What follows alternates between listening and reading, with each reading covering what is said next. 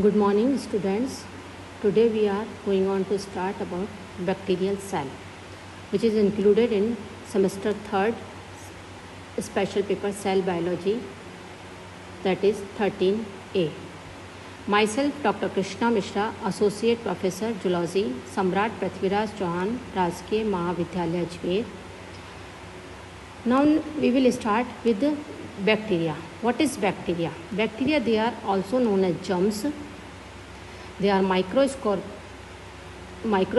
organisms not visible with the naked eyes. Bacteria, they are everywhere, both inside and outside of our body. Bacteria can live in a variety of environment, from hot water to ice.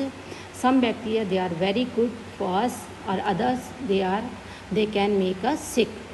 Bacteria, they are single-celled or simple organisms.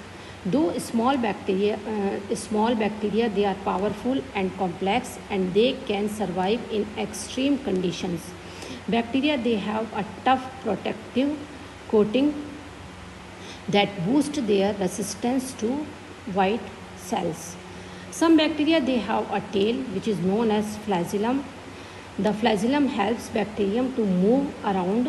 Other bacteria, they have sticky hair-like appendages that help bacteria then stick to one another, hard surfaces, and human body cell. Now, what is about size of bacteria?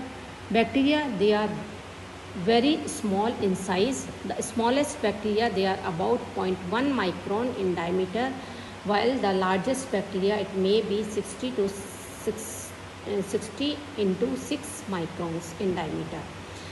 Then we will come to the shape of bacteria.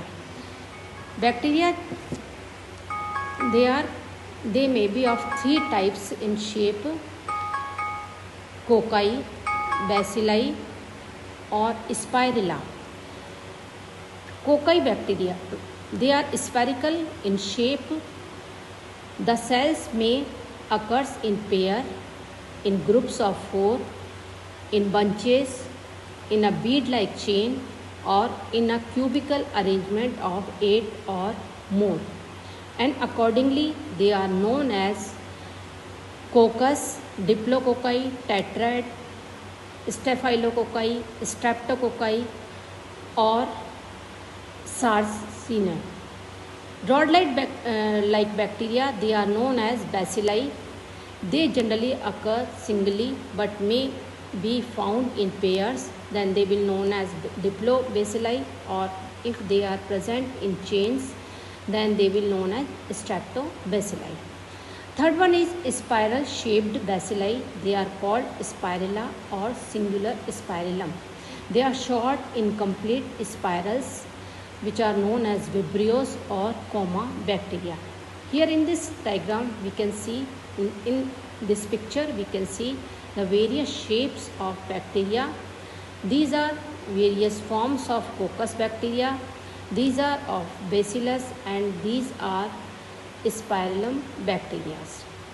Now we will come to the bacterial cell structure. Bacteria, they are surrounded by a capsule, and below this capsule, beneath to the capsule, it is a cell wall which gives shape to the cell. Many bacteria, they have filamentous appendages which are known as fimbriae or pili. Some bacteria, they have 1, 2 or many flagella which may arise from one or both ends of the cell, or it may arise from all over the cell.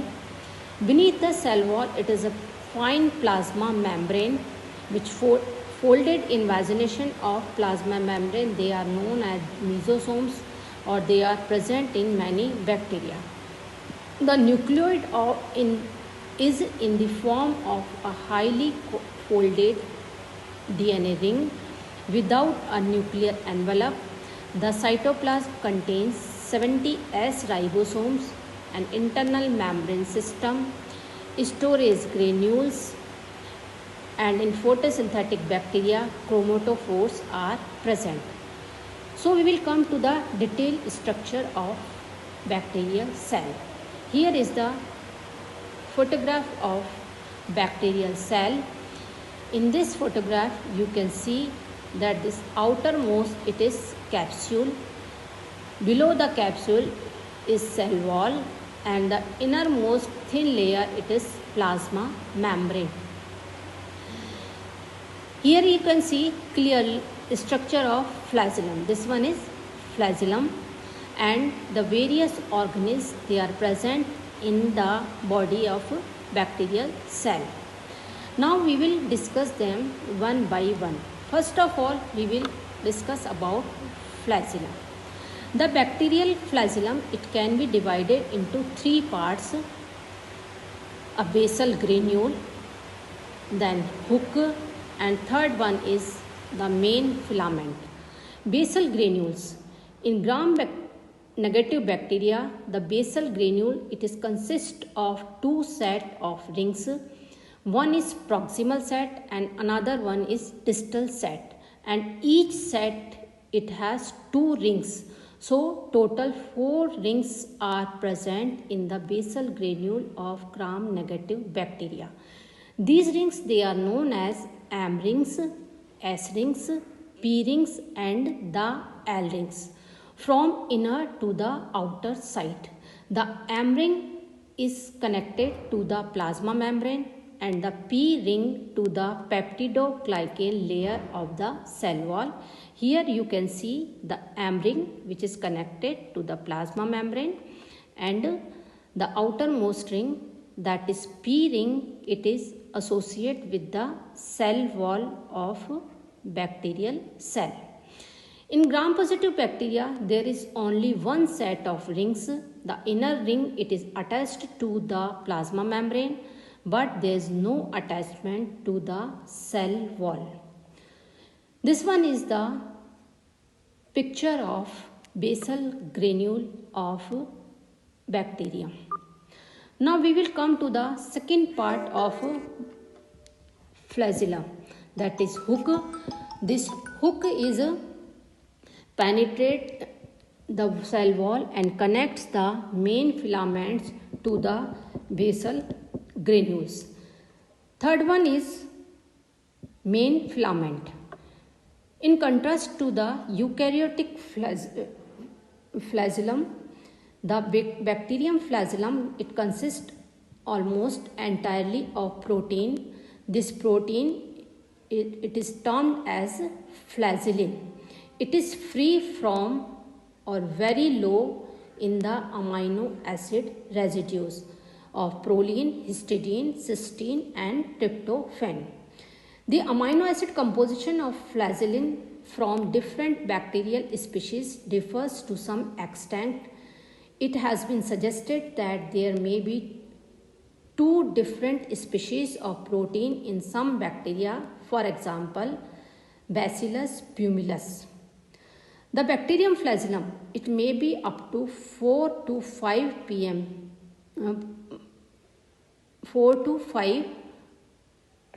long, and it is however only 100 to 300 angstrom in diameter, that is about 1/10 the diameter of the eukaryotic flagellum.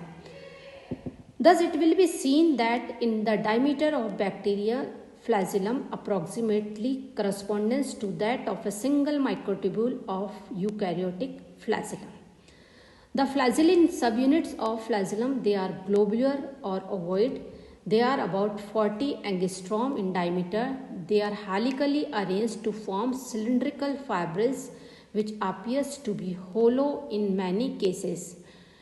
Endon views of flagellum, it shows 8 flagellin molecule in Salmonella opimurium. Here you can see the 8 flagellin molecule and 10 in Pseudomonas fluorescens. In this picture, this one is showing 10 flagellin molecule in Pseudomonas. And third example is Proteus mirabilis, in which flagellin subunits they are ovoid, giving the flagellum a pine cone appearance. Here you can see this one is appeared like a pine cone. The flagella, they are used for locomotion. They move in a longitudinal wave-like action. Next, we will come to the second structure of bacterial cell, that is fimbriae. In many gram-negative bacteria, they have hair-like appendages which are known as fimbriae or pili. They given off from their surface. These appendages, they are shorter and straighter than flagella. They vary in thickness. Even on the same cell, they are from 75 to 100 angstrom and are thus thinner than flagella. The pili of E. coli, they are known as type 1 pili and consist almost entirely of a protein which is called as pilin. Another type of pilus, they are known as F. pilus, and it is often longer and thicker and is characterized by the presence of a terminal knob. The F. pilus consists of a protein which is called F. pilin. Electron microscope studies suggest that the F. pilus is made up of two parallel protein rods with a groove between them. Each rod, it is made up of F.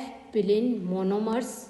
Fimbriae are believed to function as organs of attachment by which bacteria attach to plant and animal cell. During bacterial conjugation, one or two special pili, the male cell form bridges to the female cell. DNA is transferred from the male to female cell along the groove in the pilus. So this one is the structure of pili. Next we will come to the third structure of bacterial cell, that is capsule. Many bacterial cells, they are surrounded by a capsule. This capsule is secreted by the cell and it is usually composed of polysaccharides or disaccharides. But it's sometimes made up of polypeptides. The polypeptides, they have only one or two different amino acids. In some species of Bacillus, the capsule, it is composed mainly of polyglutamic acid, which may be associated with polysaccharide. Capsule may be divided into two categories, macrocapsule and microcapsules. Macrocapsules, they are at least 0.02 micron thick and can be seen under the light microscope, whereas as name suggests, microcapsule, they cannot be seen under the light microscope but can be demonstrated immunologically. So microcapsules, they are demonstrated by immunologically. Now polysaccharides of some bacteria, they contains only one type of sugar residue and they are known as homopolysaccharides. Examples of monopolysaccharides, they are glucanes and levains, that is polyfructose. Most bacterial polysaccharides, they contain more than one type of sugar residue and they are called heteropolysaccharides. An example of heteropolysaccharide secreted by the bacterium Pseudomonas aeruginosa, which contains D-glucose, D-galactose, D-mannose, D-glucuronic acid and L-rhamnose residues. Although the capsule is not a constant feature in bacteria, its presence is of importance in the disease-causing ability of some bacteria. For example, non-capsulated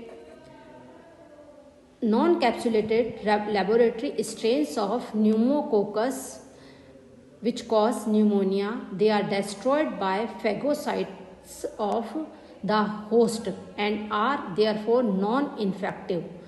The capsule is protective in function and it also stores food substances and is the site for the disposal of waste material.